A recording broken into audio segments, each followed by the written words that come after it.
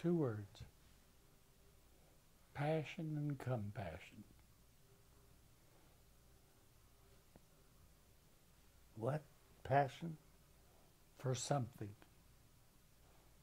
And compassion.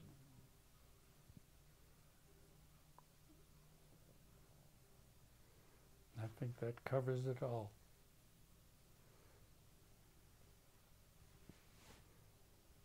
What about you? What's the question? What would I like? What's your advice to future generations?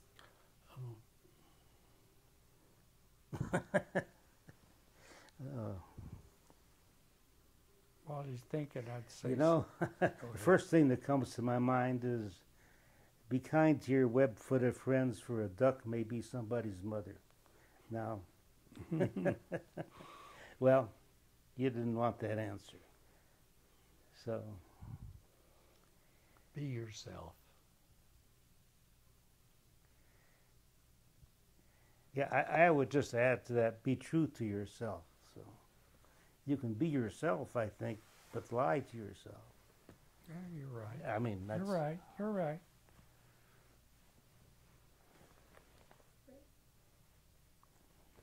Thank you.